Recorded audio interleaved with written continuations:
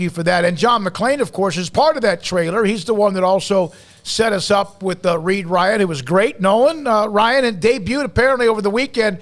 John, I'm not sure if you were able to get there, but did you hear from anybody else? We talked to Galloway a little bit about it. I've seen it. I thought Bradley Jackson, the director, did a tremendous job on it. I talked to him almost 2 years ago, and I'd forgotten that Bradley interviewed me for 3 hours. I thought it was about an hour and a half. And so a lot of people have said, what in the world is a football guy doing in a Nolan Ryan documentary? And I said, because I've known Reed Ryan for a long time, and Reed knows I've been an Astros fan since the first game in 1962 when they were the Colt 45s, and that I've been a fan ever since. So I was honored to be interviewed. Never had any idea anything I said would actually be in there. John, since you know them both well, what would you rather do? Try and tackle Earl Campbell as he's trying to get to the end zone, or face Nolan Ryan with the game on the line? Well, first of all, if you try to tackle Earl Campbell, you get hurt, possibly permanently. And then if Nolan didn't hit you, you just stand there and take 3 pitches and then walk away. And one of the things, if people don't know who Nolan Ryan was, if you're younger, Google him. If pitchers hit 100 pitches today, they want to pop champagne corks. Nolan one time, I think, threw 235 pitches, and Luis Tiant threw 215 in the same game. And that's the way they were conditioned. Their arms didn't fall off. One of the things that always impressed me the most about Ryan is after he would pitch, he would get the ice taped to his arm and his shoulder, and then he would go get on an old-fashioned stationary bike, and he would ride it and ride it and ride it, because he always said power came from your legs and your butt, and he constantly worked on those. It didn't come from lifting weights and getting stronger upper body, which a lot of people think that's why so many pitchers have so many injuries today, is they lift so many weights. But it's amazing. Go back and Google pitchers like Ryan and Koufax and Gibson and Marichal and Gaylord Perry and Ferguson Jenkins and all those games that they just refused to come out. And I remember I never even heard of a relief pitcher until I was like 8 years old. John, if you the Mount Rushmore thing can get really played out, especially this time of year when things slow down a little bit. But I was just thinking, Nolan, Earl, Hakeem, who would fill out that 4th spot on the Houston Mount Rushmore? It's funny you say that, Greg, because the Houston the Houston Sports Hall of Fame, which we started a few years ago, and the first 3 were the 34s, the 3 you mentioned, Campbell, Ryan, and Olajuwon. And if you think of all the great baseball players, there's so many football players from the Oilers who are in the Hall of Fame, J.J. Watt, Andre Johnson, basketball players like Elvin Hayes and Moses Malone. But my personal favorite would have been Jeff Bagwell, the greatest power hitter in Astros history, who was a great fielder and helped them win. And he and Biggio, of course, are like bacon and eggs. You talk about one, you talk about the other. He played his entire career here. One of the worst trades in history, a middle reliever, Larry Anderson to the Red Sox for a minor league third baseman who was a 1991 Rookie of the Year when they moved him to first base, and had a fantastic career. Others might say Carl Lewis, A.J. Foyt. We've had George Foreman.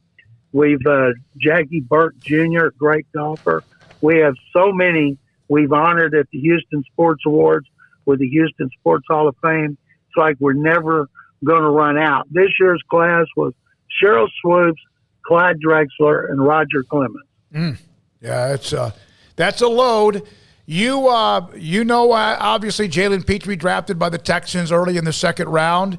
You had a chance to do a piece on him, a story on him, and I know you wanted to maybe even get more feedback on that. But when does that come out? Is that coming out pretty soon?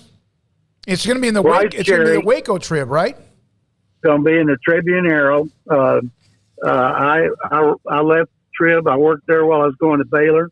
I left in '76 to come to the Chronicle, and with Pitre, a second-round pick, I interviewed yesterday Lovie Smith, General Manager Nick Casario, the owner Cal McNair about Pitre. The rookie mini camp is this weekend. I'm supposed to talk to Pitre Friday, and if everything goes according to plan, I'll have my first story in the Trib, I think since '76, will be run Sunday on Jalen Pitre. And I tell you, I've told people here about it because I'm going to be tweeting it and retweeting it.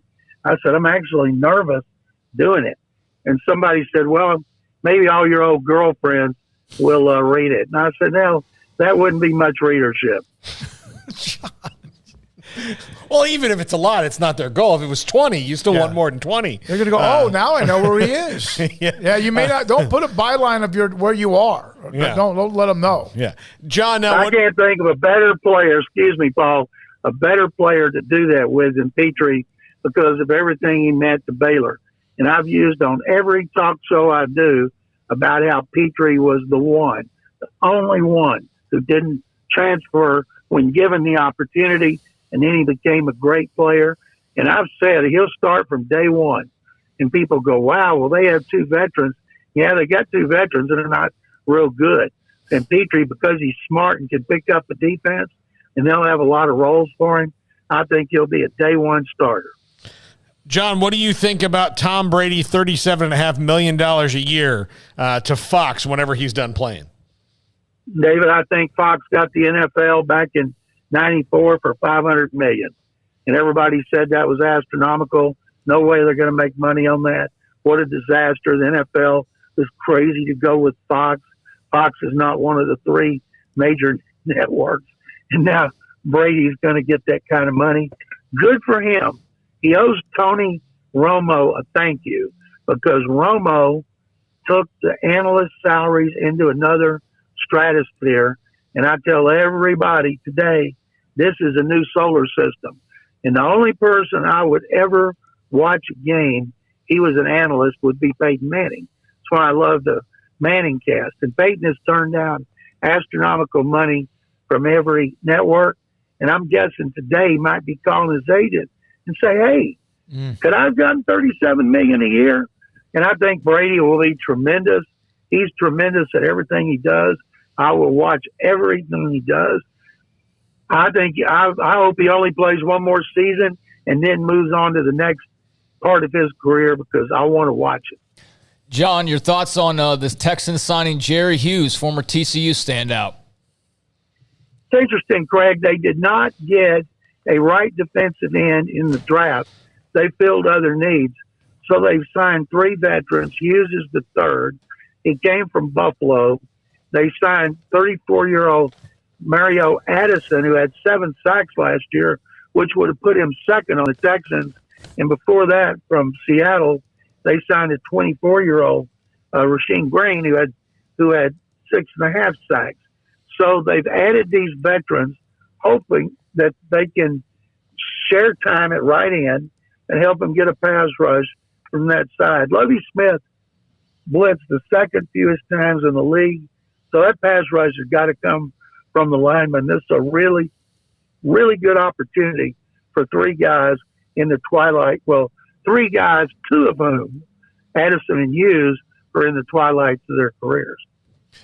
John, when you look at what Lovie Smith and what they've done, the Texans, during the offseason that started out so tumultuous, obviously a disappointing year, have they pretty much, I mean, they still have to win games, but have they really given some great stability and integrity to what they're trying to do, or at least calm things down?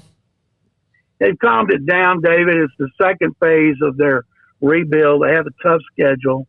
They play the AFC West. And I could see they won 4. They lost a couple to good teams by 3.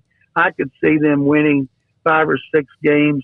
And then next year, when they have 11 draft choices, 2 number 1 picks, and they'll have over $100 million in salary cap space, I look for them to be legitimate in 2023 if quarterback Davis Mills improves in his second season the way they anticipate. Thank you, John. We appreciate your time as always. Take them, guys. John McClain, Houston Chronicle. We'll have an article in the paper, the Waco Trip, on former Baylor defensive back and now Texans defensive back Jalen Pitre. When we come back, Paul Catalina's top 5